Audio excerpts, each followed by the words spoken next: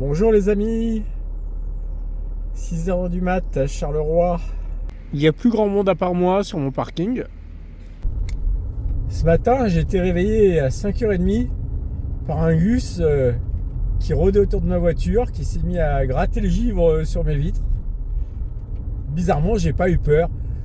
Il avait l'air plus désespéré qu'autre chose. J'ai gueulé un grand coup, il s'est barré. Du coup, je prends la route. Aujourd'hui, en direction de Bruxelles. Mais comme d'hab, on va faire des arrêts sur le chemin. La sortie de Charleroi est facile à cette heure-là. Je suis tout de suite sur l'autoroute. C'est déjà bien chargé. Le premier arrêt, ça va être là.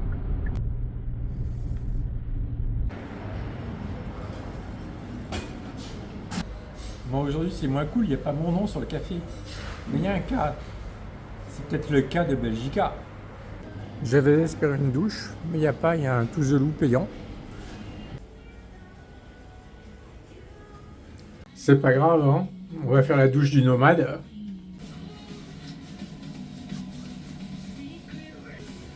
Et voilà, le tour est joué.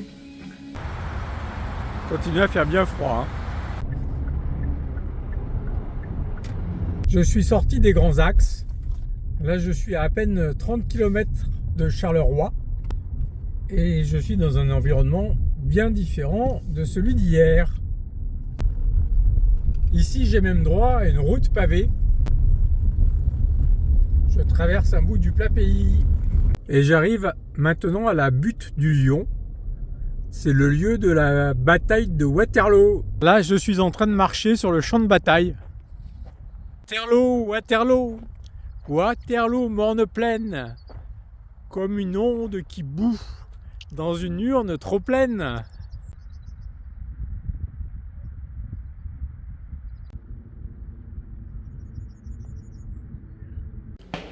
Au pied de la butte, il y a un musée. À l'entrée, il y a une grande maquette du champ de bataille. Au moment de Waterloo, on a toute l'Europe qui est dressée contre Napoléon. C'est la 7e coalition. La bataille de Waterloo, c'est le 18 juin 1815. C'est la fin de l'épisode des 100 jours. Napoléon s'est échappé de l'île d'Elbe, là où il était exilé, et tente de reconquérir le pouvoir. Le plan de Napoléon, c'est d'anéantir l'armée anglaise avant que celle-ci ne soit renforcée par les Prussiens. Mais ce jour-là, il ne fait pas beau comme aujourd'hui. Il pleut des cordes et Napoléon décide d'attendre que le terrain soit sec. C'est une erreur fatale. Ça laisse le temps aux Prussiens d'arriver. Les Alliés vont être en très forte supériorité numérique et vont écraser Napoléon. En sortant du musée, on a accès à la butte au Lion. C'est comme un terril, mais il y a des escaliers.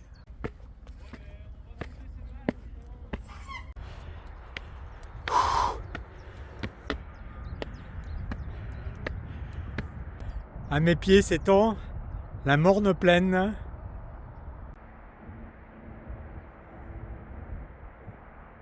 Sur cette carte, avec le sud en haut, on voit en bleu les troupes de Napoléon, en rouge les troupes de Wellington, et qui arrivent dans l'après-midi, en vert sur la gauche, les troupes prussiennes.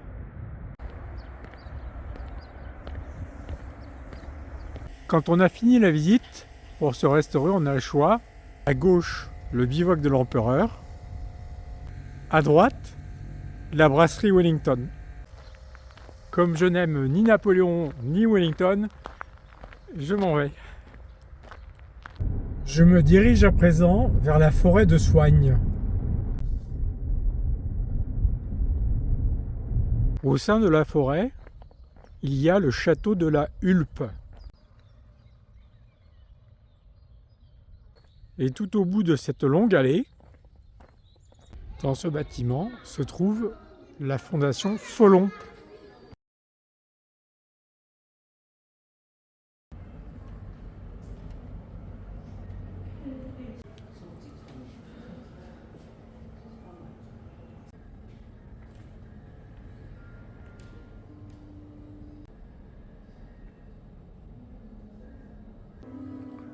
Follon est surtout connu pour ses affiches, Mais il a illustré pas mal de timbres également. Une marine sculptée et peinte. L'affiche originale du bicentenaire de la Révolution. Une œuvre extraordinaire intitulée Dans la tête de l'homme bleu.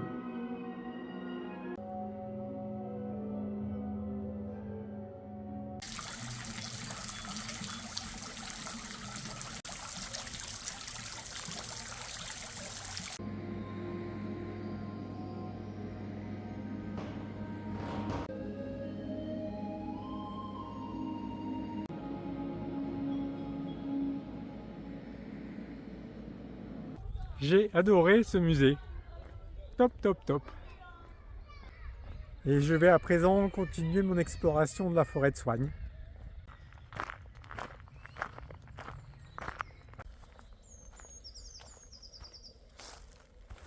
J'arrive à des étangs qui portent le sympathique nom des enfants noyés. Ces étangs sont particulièrement connus pour leurs grenouilles. Est-ce que vous la voyez là ?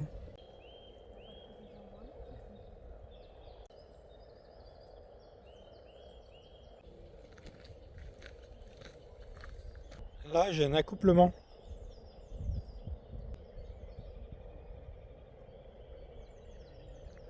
Et là, je vois les grappes d'œufs.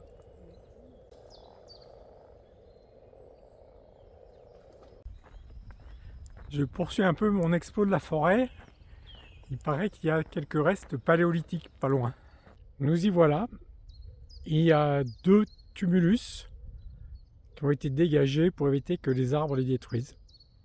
On n'en sait pas beaucoup plus car il n'y a pas eu de fouilles. Allez, fini la forêt. On va à la ville maintenant, direction Bruxelles. Là, je viens d'entrer dans les Flandres. Vous savez, Bruxelles est enclavée dans les Flandres. Et là, 10 minutes plus tard, je viens de rentrer dans la région de Bruxelles. J'arrive dans les abords de Bruxelles. On est visiblement dans des banlieues cossues ici. La commune de Bruxelles est relativement petite. Autour, il y a une myriade de communes qui composent l'agglomération de Bruxelles. Nous allons successivement traverser Boitsfort, puis Ixelles, avant d'arriver au centre de Bruxelles.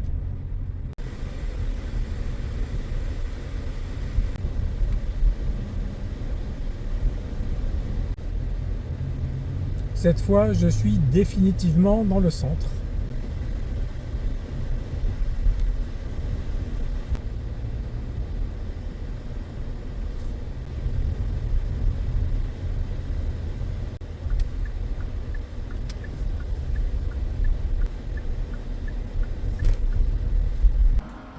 Voilà, Santa Fe va dormir là pour quelques nuits.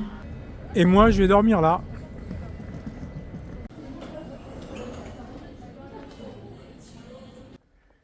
Fini la vie de Clodo. Vive le confort bourgeois. C'est bon aussi. Bon, il n'y a pas à tortiller. La douche de l'hôtel, c'est mieux que To the Loo. Comme je suis là pour plusieurs jours à Bruxelles, pas de rush. Je vais commencer par flairer l'atmosphère de la ville.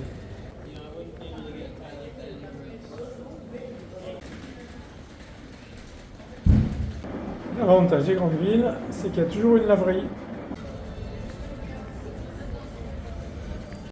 Ça, c'était prévu demain dans mon programme de visite. Mais une grande place aujourd'hui sous le soleil, c'est mieux qu'une grande place demain sous la pluie. Et punaise, ça c'est de la grande place.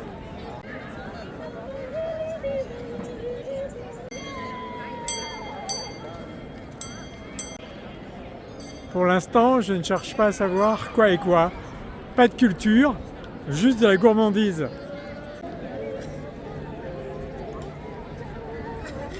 J'avais fait ça à Tournai, mais là, il faut que je fasse 3 tours.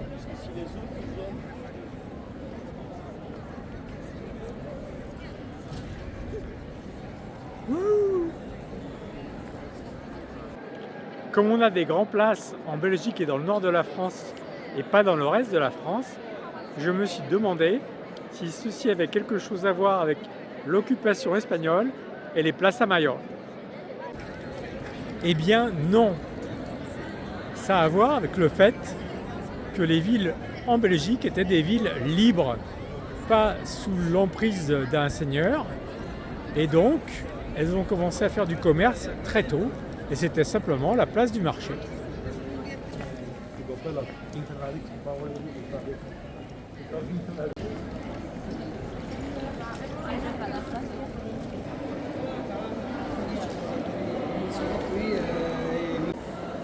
Première impression favorable.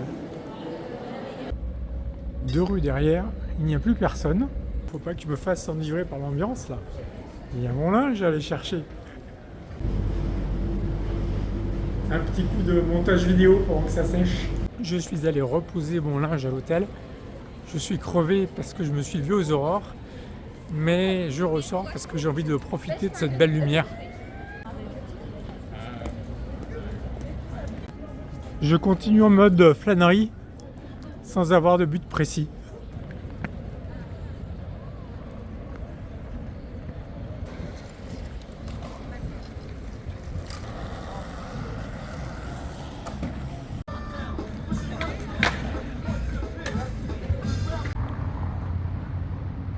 J'ai vu des rails là-bas en bas. Je vais les suivre, il doit y avoir la gare. Je pense que je chemine dans la bonne direction.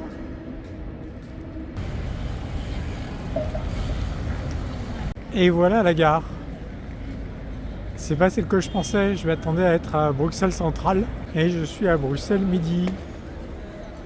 À l'intérieur, c'est une fourmilière.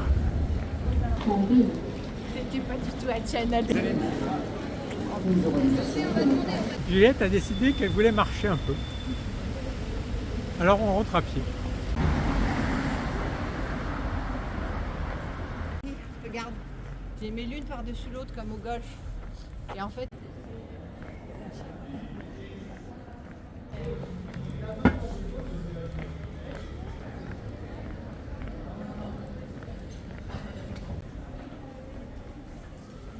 sont chouettes les maisons. On n'est pas allé à l'hôtel Ibis. Non.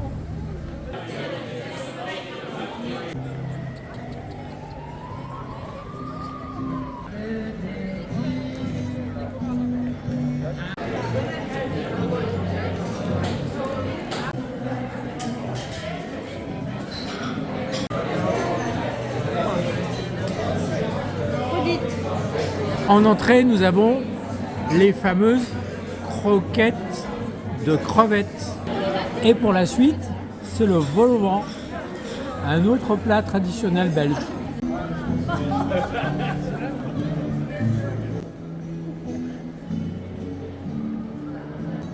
C'était beau tout à l'heure, c'est beau maintenant.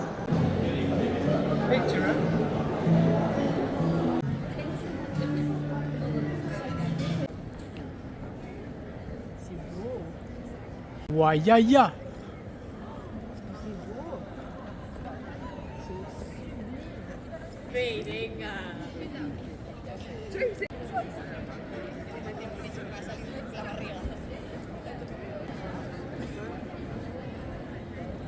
C'est magnifique, non? C'est beau.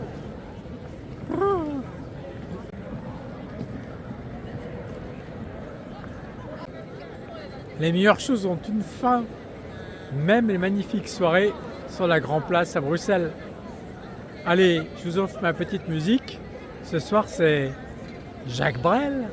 Dames en heren, in de zaal, hier komt Jacques Brel. C'était au temps où Bruxelles rêvait, c'était au temps du cinéma muet, c'était au temps où Bruxelles chantait, c'était au temps où Bruxelles bruxelait, place de Brucker, on voyait des vitrines, avec des hommes, des femmes en crinoline, place de Brucker, on voyait l'omnibus, avec des femmes, des messieurs en gibus et... Bon, on veut pas aller se coucher, alors on recommence.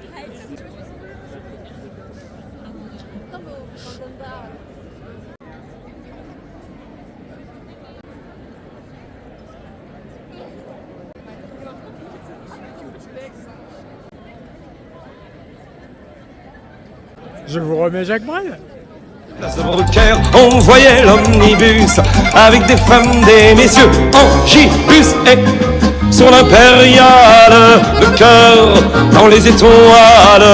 Y avait mon grand-père, y avait ma grand-mère. Il était militaire, elle était fonctionnaire. Il pensait pas, elle pensait rien, et on voudrait que je sois malin.